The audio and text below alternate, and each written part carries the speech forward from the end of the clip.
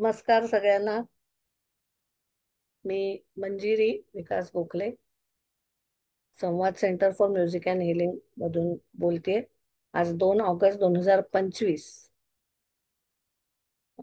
आज मी हे रेकॉर्डिंग करायचं ठरवलं कारण आज शनिवार आहे. म्हणून आज मला असं वाटलं की थोडंसं आत्ता जे शनी वक्री सुरू आहे त्या निमित्ताने शन शनीविषयी आपल्याला काही थोडीशी माहिती द्यावी. शनीचे काही मुद्दे मी एक छोटासा लेख लिहिला होता, तो वाचून दाखवते आणि त्या अनुषंगाने काही सांगता आलं तर सांगते. तर मी तो लेख वाचून दाखवते तुम्हाला. मीन राशीत शनी हा लेख मी 12 जुलै 2025 ला लिहिलेला आहे. तो आज ऑडिओ व्हिडिओ रेकॉर्ड करते. मीन राशीत शनी. मीन राशीत जेव्हा जेव्हा शनी असतो तेव्हा तेव्हा एक अलार्म सारखी एक सूचना आपल्याला तो देत असतो की आपण काय म्हणजे जास्त स्ट्रॉंग होतो तो शनी, जो काय त्याचे त्याचा स्वभाव आहे तो जास्त प्रकर्षाने स्ट्रॉंग होतो. आणि शनी आपल्याला सहसा सांगत असतो की धाडसी राहा, प्रामाणिक राहा आणि कर्मबंध नव्याने काहीतरी वेगळे तयार होतील असं वागू नका, असं सांगण्याचा शनिकारक आहे. वाचून दाखवते. मीन राशीत शनी, धाडसी आणि प्रामाणिक राहण्याची वेळ. 19 मार्च 2025 पासून शनी 2.5 वर्षांसाठी मीन राशीत राहील. शनी साधारणपणे 2.5 वर्ष एका राशीत असतो आणि मग तो पुढे सरकतो. आणि म्हणून साडेसाती असा एक आपल्याकडे कन्सेप्ट आहे. साडेसाती म्हणजे माझी जी कुठली जन्मरास असेल त्याच्या आधीची रास आणि त्याच्या नंतरची रास, अशा राशीत जेव्हा शनी फिरत असतो, जी अंदाजे 7.5 वर्ष असतात, तर त्या 7.5 हा शनी खूप अ, तीव्रतेने अ, त्याचे गुण आपल्याला दाखवतो, आपल्यावर प्रभाव करत असतो. म्हणून 7.5ला लोक घाबरतात कारण शनी खूप स्ट्रिक्ट आहे. तर ह्या आत्ता 29 मार्चला मीन राशीत शनी असेल. 29 मार्च पासून 2.5 वर्ष. आणि आत्ताची ग्रहस्थिती अशी आहे की नेपच्यून हा जो ग्रह आहे, हा जो मनाचा कारक असा ग्रह आहे, स्वप्नांचा कारक असा ग्रह आहे, तो देखील शनी बरोबर असणार आहे मीन राशीत पूर्ण वेळ. तर ज्योतिषशास्त्रामध्ये शनी, ज्याला कर्माचा स्वामी म्हटले जाते, तो शिस्त, जबाबदारी आणि आव्हाने आणि मर्यादांमधून शिकलेले धडे दर्शवतो. कर्माचा स्वामी असं शनीला म्हटलेलं आहे. तर हे जे काही आपला जो कर्माशय आहे, तत्वज्ञानात ह्या कर्माशयाच्या विषयी खूप सांगितलेलं आहे, किंवा कर्मसिद्धांतांविषयी हल्ली आपण खूप चर्चा ऐकतो. तर ह्या कर्मसिद्धांताचा, कर्माचा जो स्वामी आहे तो शनी आहे. त्यामुळे आपण म्हणतो ना, न्यायदेवता ही आंधळी असते. तर तो अजिबात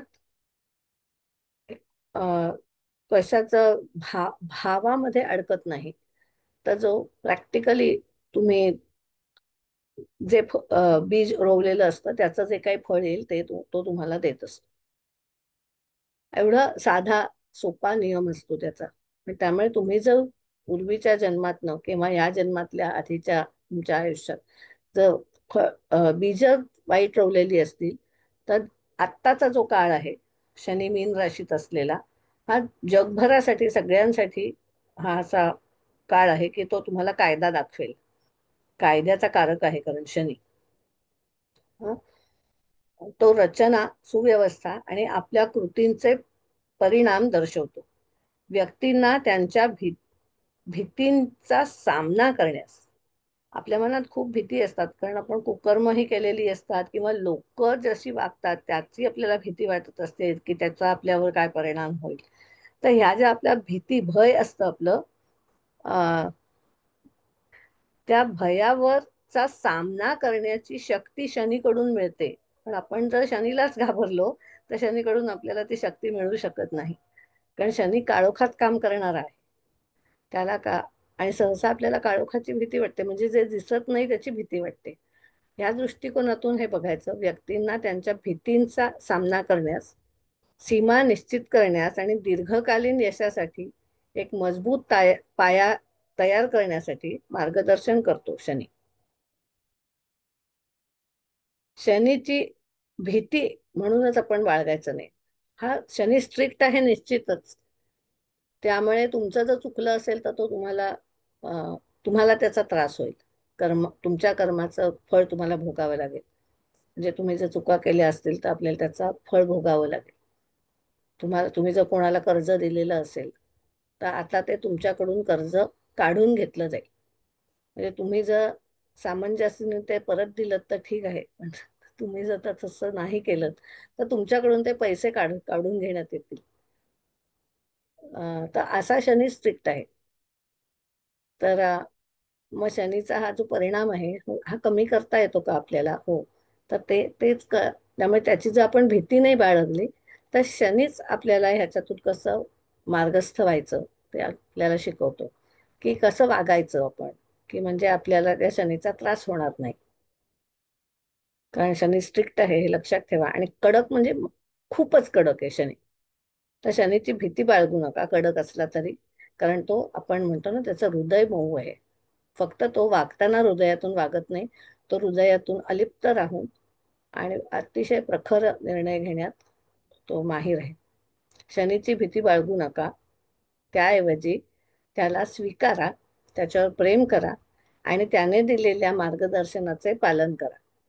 तो एक प्रेमळ पण कठोर शिक्षक आहे हे लक्षात ठेवा.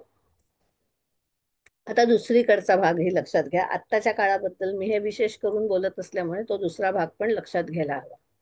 दुसरीकडे नेपच्यून हा जो ग्रह आहे हा कशाचा कारक आहे?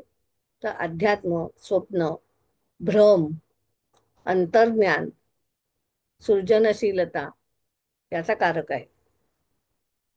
नेपच्यून हा गूढ क्षेत्र, कल्पनाशक्ती आणि विरघळणाऱ्या सीमांशी संबंधित आहे.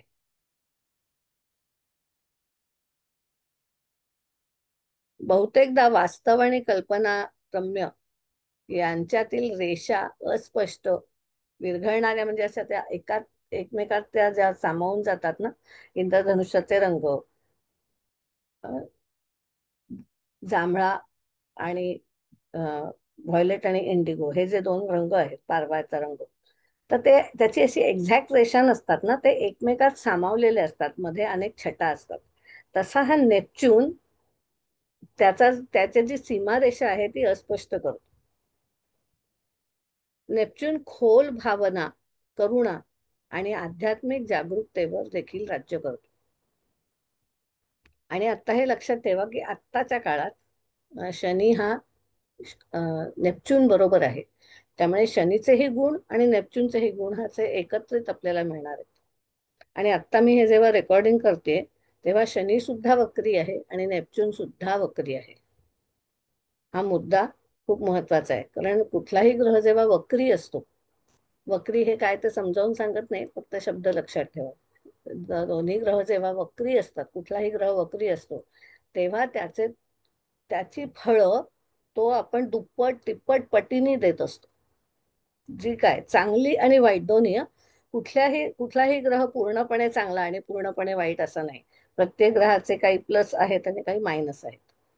म्हणजे आपण म्हणतो ना, अति काहीतरी झालं तर त्याचाही परिणाम, अति तिथं माती म्हणतो ना, तसं अति झालं की त्याच्यातूनही मातीच होणार आहे. पण कमी पण असता कामा नये, बरोबर. सम्यक लेव्हलला, समत्वात आपण असलं पाहिजे. कुठल्याही ग्रहाचं प्लस आणि मायनसचे इफेक्ट कमी करणं आणि प्लसचे इफेक्ट जास्त करणं हे आपलं दैनंदिन आपल्या वागणुकीत आपण करू शकतो. हं? तर कालपुरुषाची कुंडली म्हणजे मेष लग्न असलेली कुंडली, त्याला कालपुरुषाची कुंडली म्हणायचं. तर म्हणजे जी पृथ्वीची कुंडली आहे असं आपण म्हणू शकतो. तर ह्या काळपुरुषाच्या कुंडलीमध्ये म्हणजेच काळ आणि स्थळाची कुंडली. तर मीन हे 12वं स्थान आहे. मीन रास हे 12व्या स्थानात येते. आणि हे 12वं जे स्थान आहे ते खर्च, मोक्ष, न्यायालय,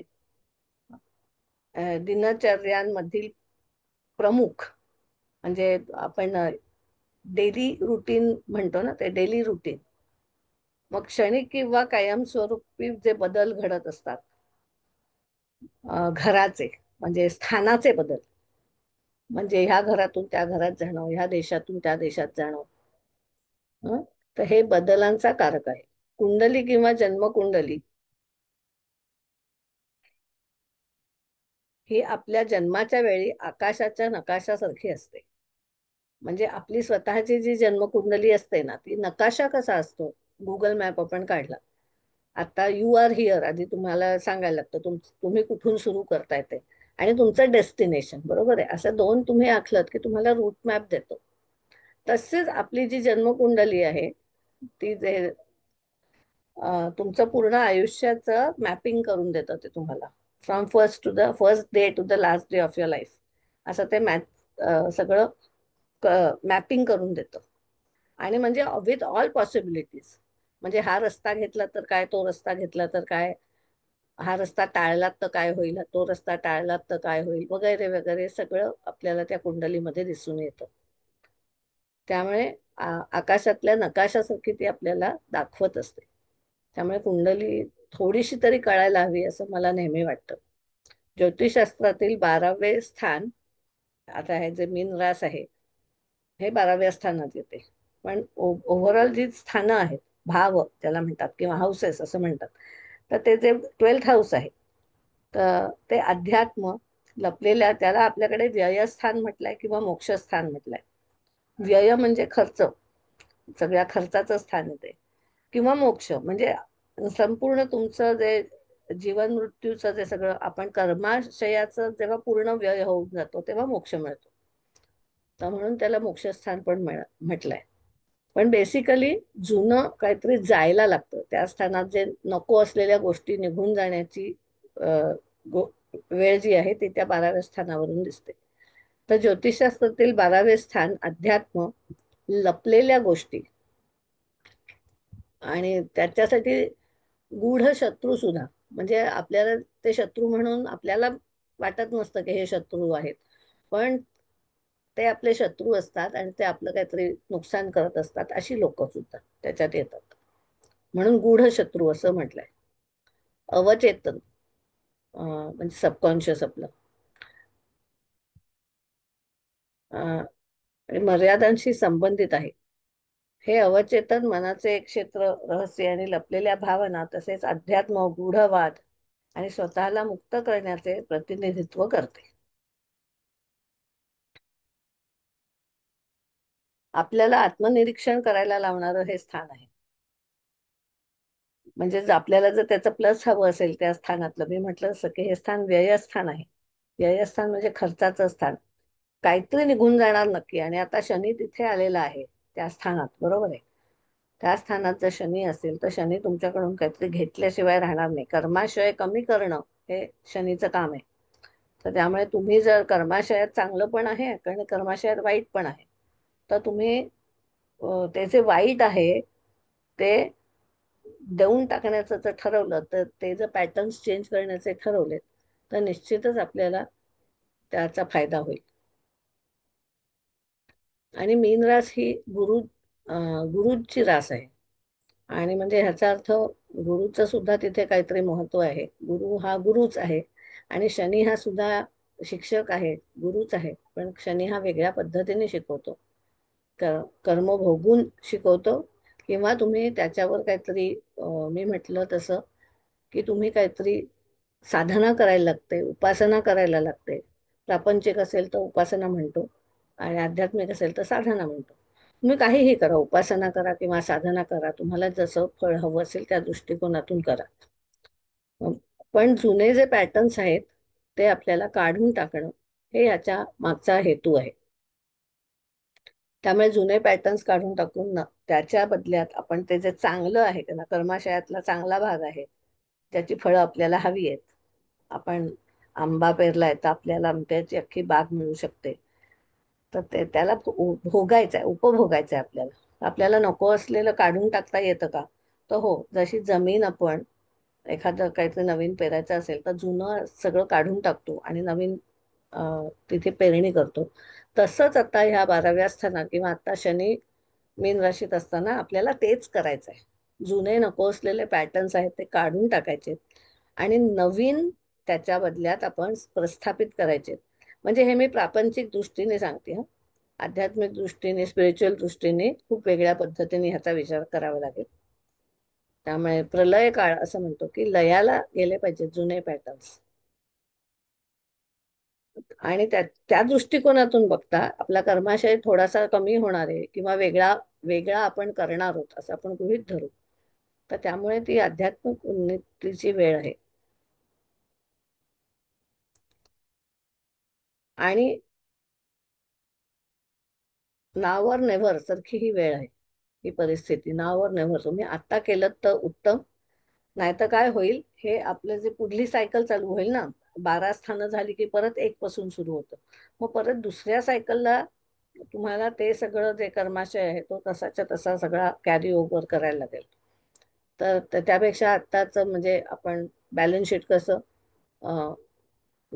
मार्चमध्ये अनेक देणी बिणी सगळी संपवून टाकतो, म्हणजे एप्रिलला नव्याने सुरुवात करता येते. तसं नव्याने सुरुवात आपल्याला करायची असेल हा शनी पुढच्या राशीत जाईपर्यंत, तर आत्ता आपण अनेक गोष्टींचं देण्यांमधून मुक्त झालेलं चांगलं असतं. आपल्या दुःखांमधून, जुन्या वाईट आपण केलेल्या कृतींच्या पॅटर्न्समधून किंवा आपल्यावर काहीतरी वाईट घडलेलं आहे अशा ज्या गोष्टी आहेत, तर मागले सगळ्या गोष्टी आठवून त्या आता परत त्या चुका नाही करायच्या, त्या चुका आठवल्या पाहिजेत. त्यामुळे आम्ही या शनीच्या याच्यासाठी म्हणतो की रिग्रेशन थेरपी करा, ब्रेथवर्क थेरपी करा. तर म्हणजे आपल्याला ते जुन्या जे नको असलेल्या पॅटर्न्स मधून बाहेर येणं खूप सोयीचं जाईल. आणि आता 13 जुलै पासून 28 ऑक्टोबर पर्यंत मी म्हटलं तसं शनी वक्री आहे. त्यामुळे शनी त्याची खूप दुपटीने तिपटीने फळं देईल. म्हणजे तुमच्या पत्रिकेत शनी कसा आहे त्याच्यावर अवलंबून राहील अर्थातच ते. तर खूप मोठ्या प्रमाणात काहीतरी उलाढाल होणार आहे असं म्हणू आपण. खूप मोठ्या प्रमाणात होणार आहे. तर आपण सावध राहणं गरजेचं आहे. आणि विचार करून शनी ना स्लो गोईंग, सावकाशीने सावकाश जाणारा आहे ना ग्रह. तर त्या दृष्टीने शनीला सगळं सावकाश केलेलं आवडतं. अवकाश, सावकाश म्हणजे स्लो नव्हे, अवकाश म्हणजे विचारपूर्वक. शनी हा विचारांचा सुद्धा वायुतत्वाचा असल्यामुळे विचारांचा कारक आहे. तर शनीला असं घिसडघाईत तुम्ही घेतलेले निर्णय आवडत नाहीत. त्यामुळे शनी आत्ताच्या काळात असं सांगतोय, शांत पणे विचार करा. तर पुढचा मागचा सगळा विचार करा आणि मग निर्णय घ्या. उगीच पटापटा काहीतरी घिसडघाईने घेतलेले निर्णय तुम्हाला लाभणार नाहीत. आणि आठवा पूर्वीचं जे तुमचं आयुष्य आहे, 10 वर्षापूर्वीचं, विशेषतः एक्झॅक्टली 30 वर्षापूर्वीचं जे तुमचं आयुष्य आहे. कारण 30 वर्षांनी शनी पुन्हा आता इथे आलाय. तर 30 वर्षापूर्वी आपल्या हातून काय चुका घडल्या होत्या त्या जरा बघा. विचार करा, 30 वर्षापूर्वी आपण काय काय चुका केल्या होत्या. शोधून काढा त्या चुका आणि त्या चुका आपण परत ह्या काळात करणार नाही ना, ह्याची जबाबदारी आपण घ्यायची. त्या चुका पुन्हा होऊ नयेत. शनी आपल्याला तेच शिकवत असतो की तुम्ही एकदा कळलंय ना चूक झालीये, तर आता पुन्हा तीच चूक नका करू. तर आधी ती चूक कळून घेणं हे महत्वाचं आहे. कारण शनी तेच शिकवत असतो आपल्याला. असं लक्षात घ्यायचं की हे ग्रह शिकवतात असं म्हणतो किंवा देव आपल्याला शिकवत असतो. तो शिकवतो, कृतीतून शिकवतो किंवा तो आजूबाजूच्या वातावरणातून शिकवत असतो. त्यामुळे आपल्याला सिम्बॉलिझमची, संकेतांची, प्रतीकांची भाषा कळली पाहिजे. एकदा प्रतीकांची भाषा कळायला लागली की आपल्याला ह्या गोष्टी कळायला लागतात की आपल्या हातून काय चुकलं, काय बरोबर आहे. आणि मे बी आपल्याला जसं ती चूक आपल्या हातून पुन्हा घडेलही एखाद्या वेळेला, पण आता मात्र त्याची तीव्रता कमी असेल. कारण आपण काहीतरी त्याच्यावर काम केलंय. म्हणजे थोडस आता त्याच्यावर चढलेला जो गंज आहे तो आपण कमी केला. पूर्ण गेला नाहीये अजून. पूर्ण जाण्यासाठी काही साधना अजून करायला लागेल, काही उपासना अजून करायला लागेल. तर ती आपण करायची. हं? त्यामुळे आपलं पतन होण्यापासून आपण स्वतःला परावृत्त करणं कारण हा पतनाचा काळ आहे, म्हटलं ना, व्ययाचा काळ आहे. म्हणजे गोष्टी नष्ट होण्याचा काळ आहे, गोष्टी लयाला जाण्याचा काळ आहे. तर आपल्याला काय लयाला घालवायचं आहे? घरातून बाहेर काय गेलं पाहिजे? तर घरातला कचरा बाहेर गेला पाहिजे, घरातल्या नको असलेल्या वस्तू बाहेर गेल्या पाहिजेत. घरात माळ्यावर अनेक वर्ष काही साठवलेल्या गोष्टी आहेत, ज्या अनेक वर्ष वापरल्याही नाहीयेत, त्या घराच्या बाहेर गेल्या पाहिजेत. तर तसं आपला हा जो देह आहे, त्या देह आहे आपलं चित्त आहे, त्या चित्तात आपण अनेक अनेक भावना, अनेक विचार नको असताना सुद्धा साठवून ठेवलेले आहेत. अनेक पॅटर्न्स त्याचे बनलेले आहेत. गठ्ठेच्या गठ्ठे असे आपण साठवून ठेवलेले आहेत. फाईल्सच्या फाईल्स आहेत आपल्या मेंदूमध्ये. मेंदू हा एक कॉम्प्युटर सारखा आहे. त्याच्यात आपण इतकं नको असलेल्या गोष्टी साठवून ठेवले आहेत. तर आता काय आहे, कॉम्प्युटर म्हटल्यावर कॉम्प्युटरच्या भाषेत सांगते की आपण कसं अधूनमधून कॉम्प्युटर डिफ्रॅगमेंट करतो, तसं आता आपला मेंदूचं कॉम्प्युटर डिफ्रॅगमेंट करायची वेळ झाली आहे आणि क्लीन अप करायची वेळ झाली. नको असलेल्या वर्षानुवर्ष साठवलेल्या, ज्या आता आपण कधीच उपयोगात आणणार नाही आहोत, अशा काही फाईल्स आहेत, मोठाले व्हिडिओज आहेत आपण ठेवलेले, ते आपल्या ह्याच्यातून डिलीट करणं खूपच गरजेचं आहे. जागा मोकळी करणं हे खूप महत्वाचं आहे. त्यामुळे जीवनाची पुनर्रचना करणं, री रिस्क्रिप्टिंग ज्याला म्हणतात, की तुमची गोष्ट आहे ती तुम्ही लिहायची आहे. अरे माझ्या गोष्टीत आहे, ह्या गोष्टी फारच होत आहेत हो, प्रत्येक वेळेला माझे अपमान होत आहेत. हा पॅटर्न जर माझा असेल की खूप लोक अपमान करतात, तर अपमानाचा पॅटर्न काढून टाकणं माझी जबाबदारी. शोधून काढायचं आहे की माझा का अपमान होतो, कुठे अपमान होतो, काय पॅटर्न आहे. Find out the underlining principles, why this is happening. हे का बरं घडतंय, कशामुळे घडतंय. मा मी काहीतरी बोलतेय, मी काहीतरी वागतेय, माझा काहीतरी चेहरा काहीतरी मी बदल करणं गरजेचं, काहीतरी बदल नक्कीच हवाय. आता आपण दुसऱ्याला बदलू शकत नाही, अपमान करणाऱ्याला आपण बदलू शकत नाही, पण मग माझा अपमान होतोय ना, हे पुन्हा पुन्हा घडतंय, तर ते मी दुरुस्त करू शकते. मला पुन्हा पुन्हा विसरायला होत आहे, हा पॅटर्न आहे माझा. अरे पुन्हा पुन्हा फेलियर आहे, की मी प्रत्येक वेळेला नोकरी बघायला जाते, असे अगदी हातातोंडाशी येतं, माझं सेकंड इंटरव्ह्यू होतो, थर्ड इंटरव्ह्यू होतो, आणि बरोबर त्या चौथ्या इंटरव्ह्यूच्या वेळेला काय होतं माहिती नाही, दुसरा कोणतरी ती नोकरी घेऊन जातो. म्हणजे आता असं तोंडाशी आलेला घास निघून जातो. हा जर माझा पॅटर्न असेल, त्या पॅटर्नवर काम करा. आणि तो पॅटर्न घालवायचा आहे आपल्याला. लक्षात ठेवा, ते जे ढाचे साचे तयार झालेले आहेत, ते साचे फोडायचे. कारण ते पुन्हा पुन्हा पुन्हा पुन्हा घडतंय. म्हणजे कर्माशय जो आपला आहे, त्या कर्माशयात तो अडकून पडलेला पॅटर्न आहे. त्यामुळे तो पुन्हा पुन्हा आपल्याला तसाच्या तसाच पॅटर्न रिपीट होत राहतोय. कारण ती जी ऊर्जा आहे, त्या ऊर्जेमध्ये खूपच आकर्षण शक्ती असते. त्यामुळे जसंच्या तसं तुम्हाला यश मिळायला आता लागणार आहे, तरी तो पॅटर्न एवढा हेवी आहे, एवढा मॅग्नेटिक फोर्स त्याचा एवढा जास्त आहे, की तुमचं यश सुद्धा ते गिळंकृत करतं आणि तुम्हाला it gives you failure again, किंवा it gives you the same pattern again. एवढं ते स्ट्रॉंग असतं. त्यामुळे त्याच्यावरती ह्या गाठी फोडायला लागतात आणि त्याच्यासाठी विशेष वेगळं काम करायला लागतं. हे या गोष्टी आपोआप होत नाहीत, हे लक्षात घ्या. शनी हा ग्रह आहे, हा आपल्याला कष्ट करायला सांगतो. आपोआप शनीची अजिबात श्रद्धा नाही. शनी म्हणतो कष्ट करा, शनी म्हणतो शिस्तीत राहा, शनी म्हणतो की तुमचं डेली रुटीन सेटअप करा. म्हणजे प्रत्येक मिनिट आणि मिनिट असं नाही, पण मेजर जे दिवसाचे हे असतात, अगदी सकाळी उठण्यापासून रात्री झोपण्यापर्यंतचे, ते मेजर गोष्टी तुम्ही ठरवा. खाण्यापिण्याच्या ह्याच्यापासून, की तुम्ही शिस्तीत राहा. की शिस्तीत राहिल्याबरोबर हे जे पॅटर्न्स असतात, याची जी शक्ती असते, निगेटिव्ह पॅटर्न्सची शक्ती कमी व्हायला लागते, ते क्षीण व्हायला लागतात. हं? त्यामुळे आपण पुनर्लेखन करायचंय, त्याचं पुनर्लेखन करायचंय. म्हणजे आपण ड्राफ्ट बनवतो की नाही, नाटकाच्या स्क्रिप्ट लिहितो, लेख लिहितो. आता मी हा लेख लिहिला, तर ह्याचे मी ड्राफ्ट केले तयार. पहिला एक ड्राफ्ट केला, मग असं लक्षात आलं की नाही, इथे हे पाहिजे, हा मुद्दा विसरूनच गेलेला ह्याचा, अरे हा मुद्दा लिहिला गेला पाहिजे. हे आपणच तो लेख पुन्हा वाचून आपण त्याच्यावर काम केलं पाहिजे. काय राहिलं, काय अजून अधिक हवं होतं, हे सगळं आपण रिस्क्रिप्टिंग करायला पाहिजे. असे 3-4 ड्राफ्ट आपण स्वतःच्या आयुष्याचे करायचे. आपलं आयुष्य आपण लिहायचंय. We are responsible for our life. आपल्याला आपलं आयुष्य घडवता येतं.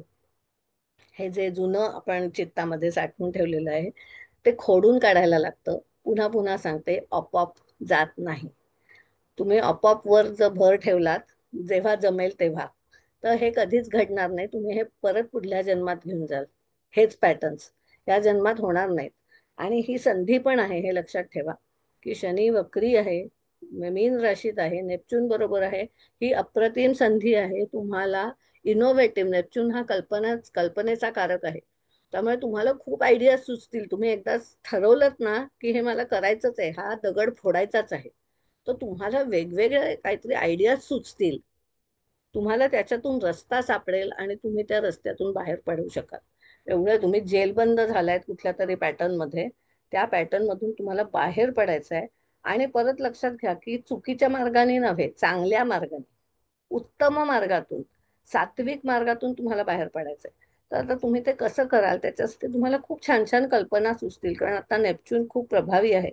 त्यामुळे नेपच्यून तुम्हाला कल्पनाशक्ती देईल. ठरवलं तुम्ही तर तो देईल. तुम्ही ठरवलंच नाही तर तो काही आपण होऊन देत नाही. हं? तर शनी हा ना कठोर आहे, हे लक्षात ठेवा. हं.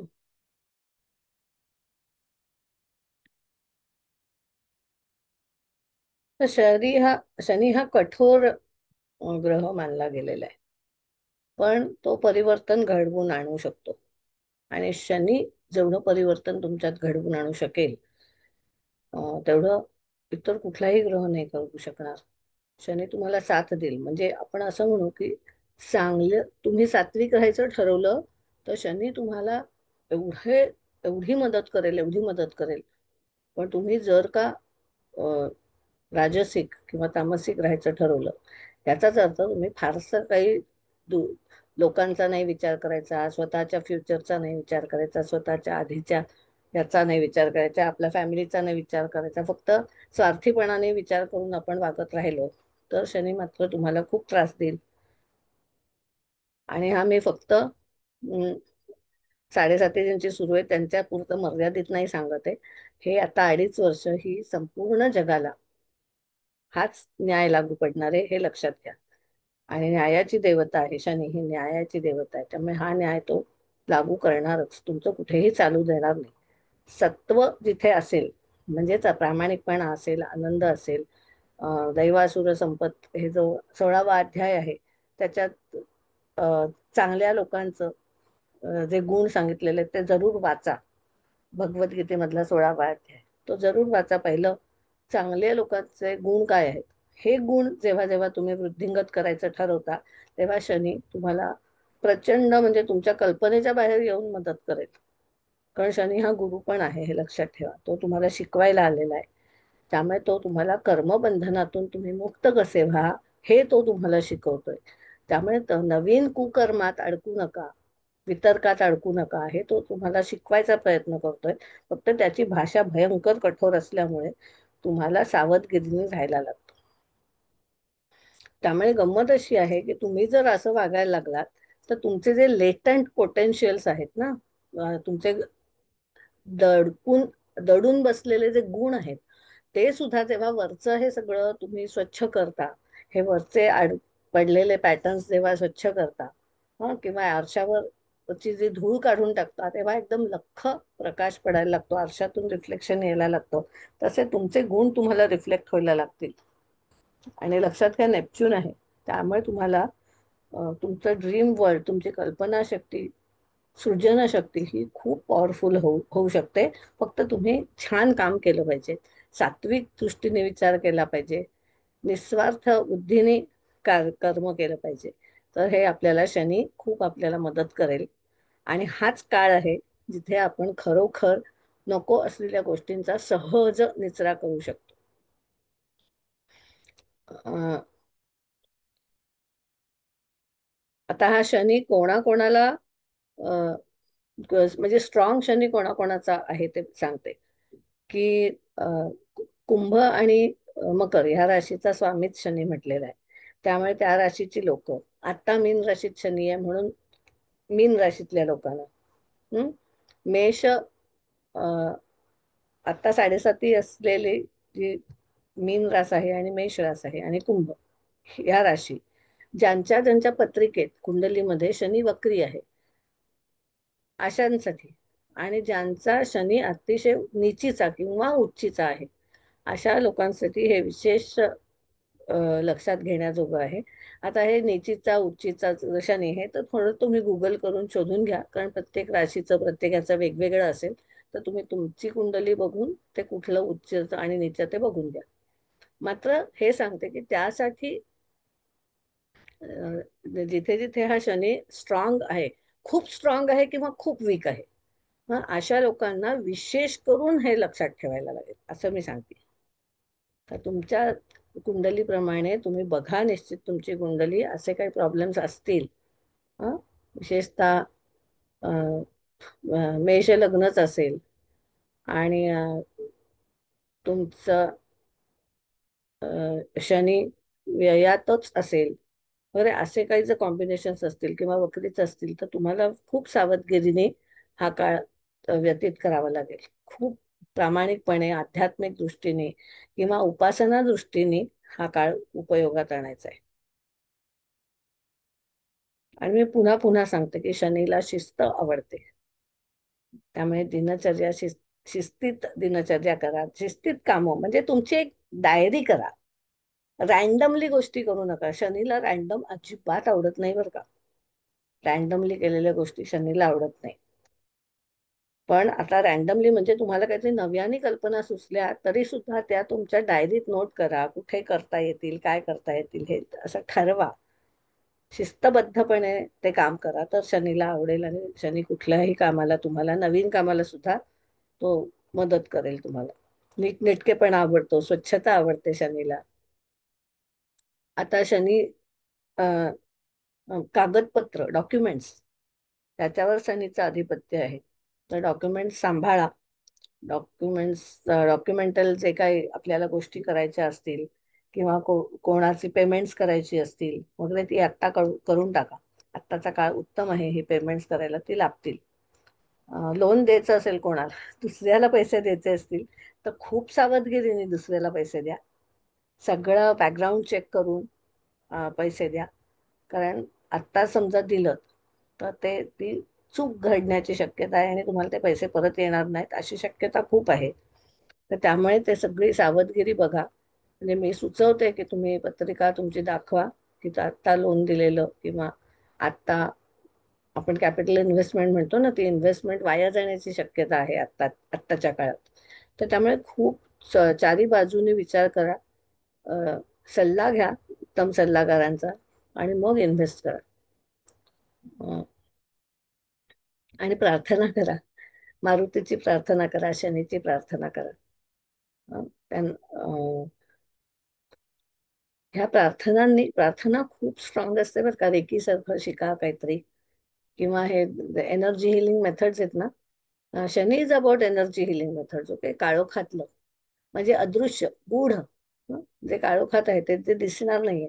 शनी हा काळोखातलं काम करतो. आपल्याकडे ह्याच्यात सांगितलेलं आहे की तेल हे शनीला आवडतं. ते अग्निकारक आहे, बरोबर आहे ना, अग्नी आहे त्याच्यात, वाहत आहे.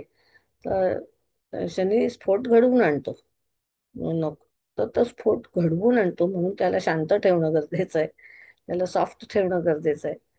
तर म्हणून शनीची उपासना करावी, प्रेमाने करावी, चिडून रागवून करू नये. नीती आवडते शनीला. उगीच उगीच काहीतरी खोटं नाटक केलेलं शनीला आवडत नाही. तर आपण शनीला आवडेल असं वागावं, खरं बोलावं, खरं वागावं. आणि अं, आ- आपण आपल्या अंतरंगावर काम करावं. अंतरंग म्हणजे काळोख आहे ना, सबकॉन्शियस म्हणजे काळोख आहे. आपल्या बाह्य कॉन्शियसनेस म्हणजे आपल्याला दिसतो तो, सबकॉन्शियस म्हणजे जे दिसत नाही ते. तर त्या काळोखाच्या ठिकाणी काम करावं. म्हणजेच एनर्जी हिलिंग मेथड्स वापरावीत जरूर. आता ह्या काळात खूप उपयोगी पडतील. आपले जुने पॅटर्न्स काढून टाकणं हे गरजेचं आहे. आपल्या प्रिय शनीचं वाहन आपल्याकडे असं म्हटलेलं आहे की कावळा आहे.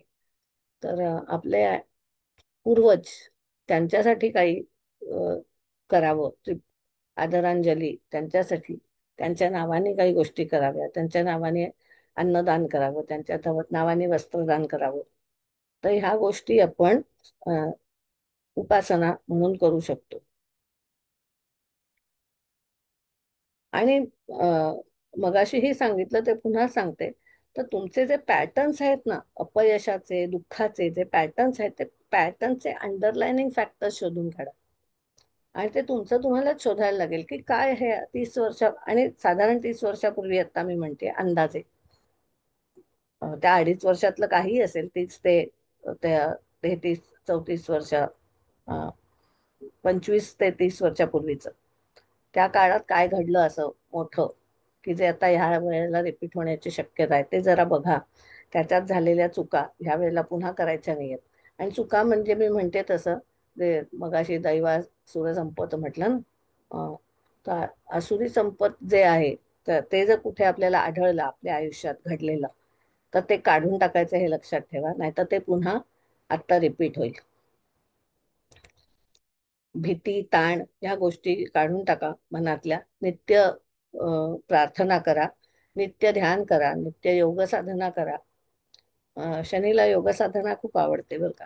तर नित्य योग साधना करा. भूतकाळावर काम करा. आपला जर भविष्यकाळ छान व्हावा असं वाटत असेल, तर भूतकाळावर काम करा. अर्थात भूतकाळ म्हणजे मी पास्ट लाईफ म्हणते, म्हणजे ह्या जन्माचं पास्ट लाईफ सुद्धा, आपली वूम्ब सुद्धा, वूम्ब एक्सपिरियन्सेस, आपले आपले पास्ट लाईफचे एक्सपिरियन्सेस, लाईफ बिटवीन लाईफचे एक्सपिरियन्सेस, हे जुनं जे जो जो भूतकाळ आहे आपला, तेवढा भूतकाळात जाऊन आपल्याला काम करता येईल तेवढं काम करा. श्वासावर काम करा, कारण शनी हा श्वासाचा कारक आहे. तर आणि आपण ते तेल म्हटलं ना, तर आता मीनेत शनी आहे. तर पाण्यात लपलेला अग्नी, जो स्फोटकारी असू शकतो. व्हॉल्केनोज इरप्शन आज समुद्रात होत आहेत ना, व्हॉल्केनो इरप्शन. तर समुद्रात जे एवढं वरती थंड पाणी असून सुद्धा आतमध्ये अग्नी धगधगतोय, तर त्याला शांत करण्याची प्रक्रिया आपण केली पाहिजे. अं, आणि मला असं खूप छान आवडतं, ते सगळ्यांनाच आवडेल, की आत्ताचा काळ असा आहे की मीन राशीत शनी आहे आणि आपल्याला बदल घडवायचे आहेत, बरोबर आहे. तसं आपल्याकडे पाण्यात दिवे सोडायची पद्धत आहे बघा. हं? तर पाण्यावर दिवा कसा तरंगू शकेल, ह्या जर युक्त्या आपण शोधल्या, म्हणजेच आपण स्वतःवर काम केलं, की आता ही सिच्युएशन आहे, इथे भरपूर पाणी आहे आणि मला माझ्यात परिवर्तन करायचं आहे. परिवर्तन करायचं असेल तर दिवा लावावा लागतो, बरोबर आहे. कारण आपल्याला दिसायला तर लागतं आजूबाजूला काय येते, दिवा लावायला लागतो. म्हणजे पाण्यात दिवा लावायचा आहे. मग तो कसा मी लावू शकते, की तो दिवा पण विझणार नाही, मला दिसेल पण, आणि मला तिथली जी स्वच्छता करायची ती मी करू शकेन. किंवा काळोखात दिवा लावल्याशिवाय मला स्वच्छता करता येणार नाही. हं?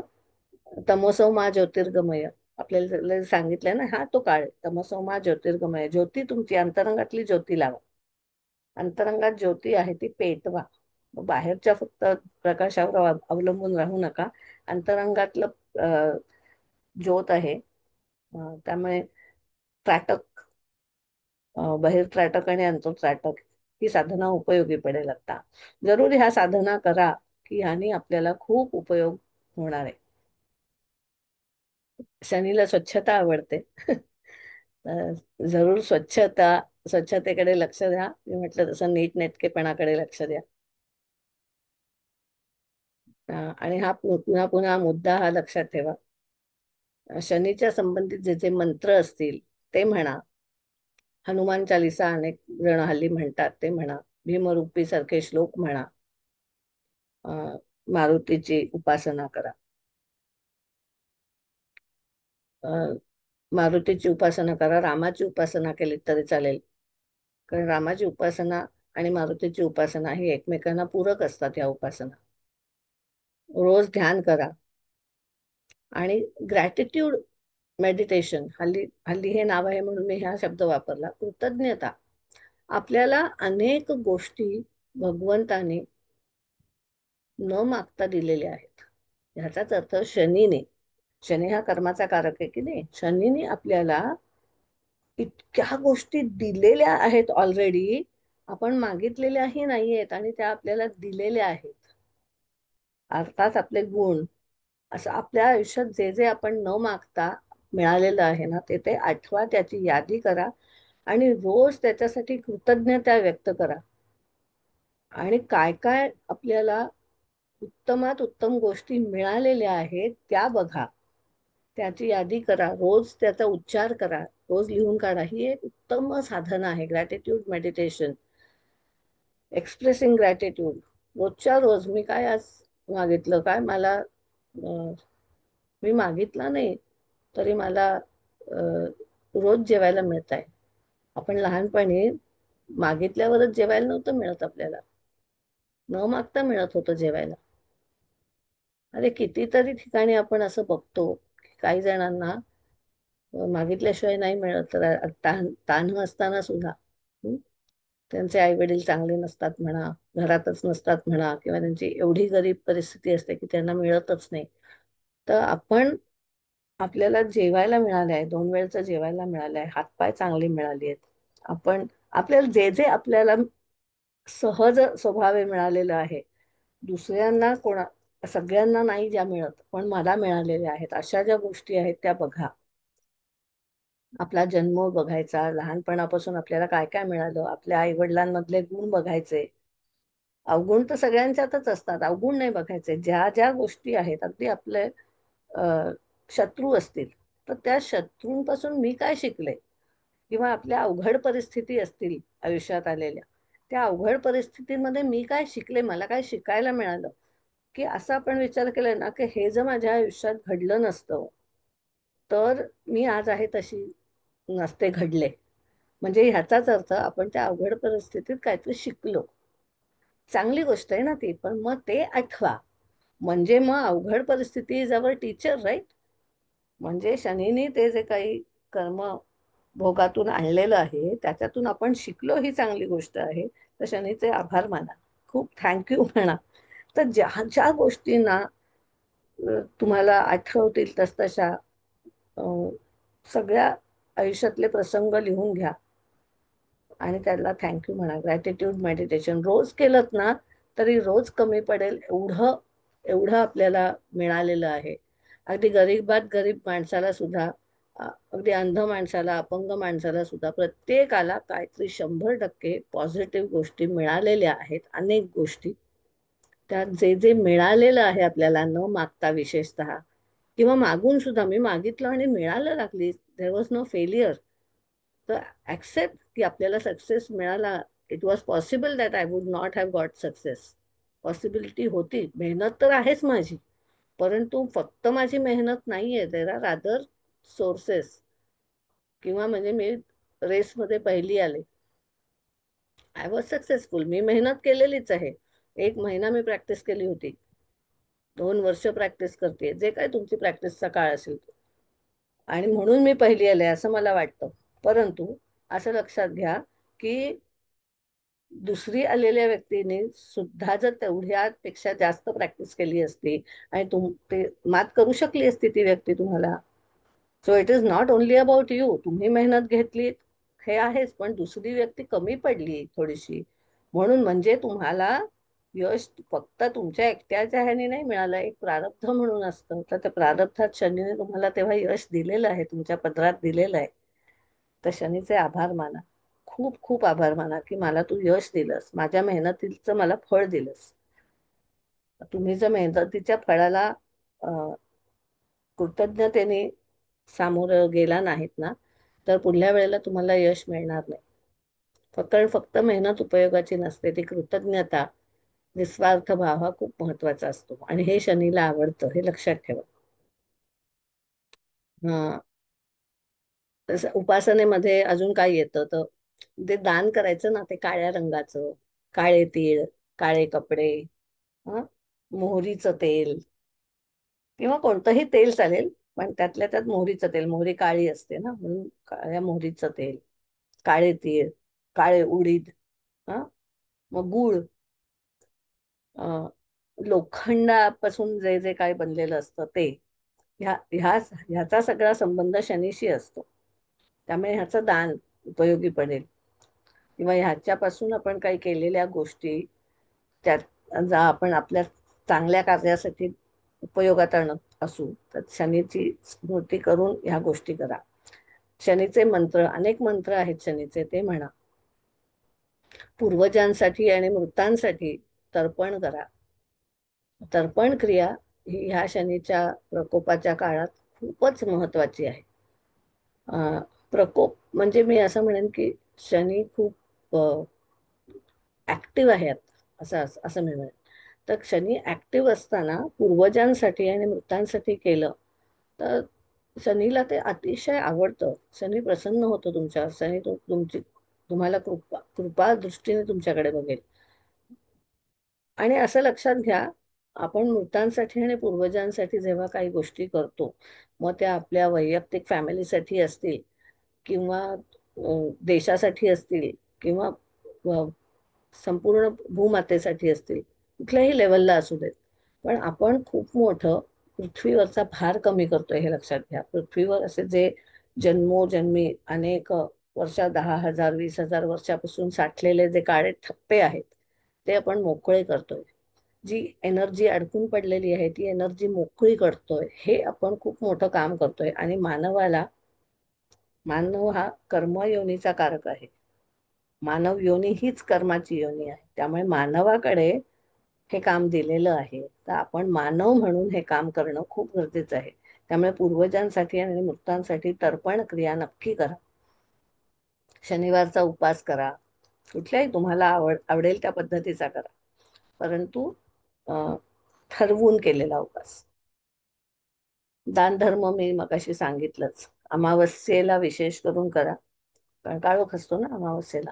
शनी हा काळोखात प्रभावी असतो पुरा. कर्मयोगाचा सराव करा. कर्मयोग ज्याला हल्ली सरसकट आपण म्हणतो, म्हणजे निस्वार्थ बुद्धीने केलेलं काम.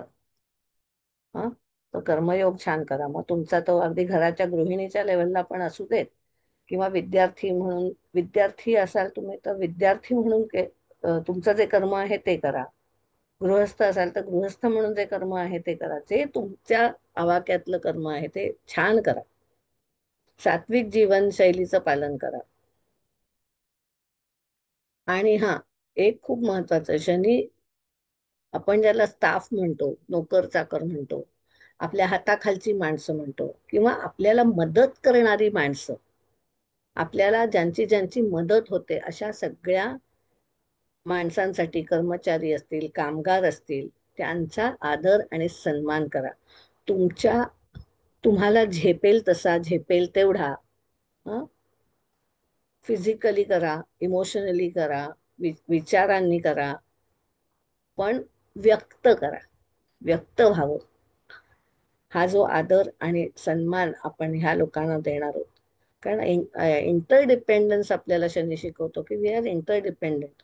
आपल्याला ह्या लोकांची मदत मिळाली नसती तर आपण आज आहोत तसे नसतो. तर हा मुद्दा लक्षात घ्या आणि त्यांचा आदर आणि सन्मान करा. कर्मचारी आणि कामगारांचा, आपल्या हाताखाली असणाऱ्या स्टाफचा, आपल्या जो आपले शेजारी पाजारी सुद्धा, त्यांची आपल्याला मदत होत असते, त्यांची ऊर्जा आपल्याला देवाणघेवाण होत असते. आणि पुन्हा एकदा शेवट करताना मी हे सांगित की शनीला परिश्रम आवडतात, कष्ट आवडतात. शनीला शिस्त आवडते आणि प्रामाणिकपणा आवडतो. सत्यवादी आहे शनी. आणि त्यामुळे आपण जे भूतकाळात घडवलेल्या चुका आहेत, आपल्याकडून झालेल्या चुका आहेत, त्या दुरुस्त करण्याची आत्ताची वेळ आहे. तर त्यामुळे आधी त्या चुका शोधून काढायच्या, एनर्जी हिलिंग मेथड्सने, योग साधनेने, हा, क्रियायोगाने. आणि अजून एक सांगते की संकल्प करून ह्या गोष्टी करा, की हे मला तोडायचं आहे असं आधी ठरवा, आणि मग जी साधना करायची ते करा, की ते तुटतील. ते जुने पॅटर्न्स तोडणं, त्याच्यातल्या ऊर्जेचा नव्याने वापर करता येणं, हे आजच्या ह्या शनी जेव्हा मीन राशीत आहे आणि त्यातून वक्री आहे, त्यावेळेला करण्याच्या गोष्टी आहेत. सर्वांनी हे काम निश्चित करा आणि आपलं आयुष्य समृद्ध करण्याची, आपलं आयुष्य आनंदाने घालवण्याची हीच वेळ आहे. परिवर्तित करण्याची हीच वेळ आहे. ही संधी सोडू नका. शनी आपल्याला बाधक नाही, तर आपल्याला अ, उपयोगी ठरेल. आपल्यावर त्याची कृपादृष्टी राहील असं वागलं आपण, त्याची प्रार्थना केली, ग्रॅटिट्यूड मेडिटेशन विसरू नका. तर जरूर या गोष्टी करा आणि आपलं आयुष्य समृद्ध करण्याची, शनी जेव्हा आता व्ययस्थानात आहे, मीन राशीत आहे, वक्री आहे, तेव्हा हे करण्याची आत्ताची 2.5 वर्ष ही वाया घालवू नका. विशेषतः आत्ताचा काळ आहे तो. तर आपण पुन्हा असंच एखाद्या अ, ग्रहाबद्दल मी सांगेन, तेव्हा आपण भेटूयात आणि काही युक्त्या सांगेन त्याच्यातून, त्या क्लेशांमधून बाहेर कशा पडायच्या ते. तर होप लवकरच भेटू.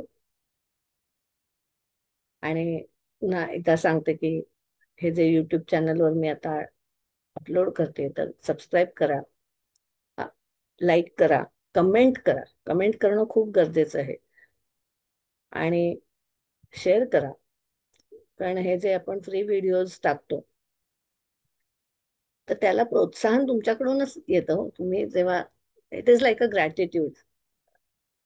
Sharing is also like a gratitude given. आपण काहीतरी फ्रीमध्ये घेतलं, तर ते पास पास इट ऑन. ती ऊर्जा जी आपण घेतलेली आहे, ती अशी कुठेतरी अडकवून टाकू नका. आपल्या पुरती मर्यादित ठेवू नका, ती प्रवाही ठेवा. म्हणजे शेअर करा, ती प्रवाही राहू देत. आपल्यालाही त्याचा फायदा होईल, लोकांनाही फायदा होईल. असं सात्विक वृत्तीने आपण वागलो, तर आपल्यालाच फायदा होईल. त्यामुळे जरूर सबस्क्राईब करा, लाईक करा, शेअर करा आणि कमेंट करा. ओके. आणि तुम्हाला अजून कुठल्या विषयावर किंवा कुठल्या ग्रहावर असा व्हिडिओ हवा असेल तर जरूर सांगा. मी निश्चित तो देण्याचा प्रयत्न करेन, माझ्या वाक्यात असेल तेवढं. धन्यवाद.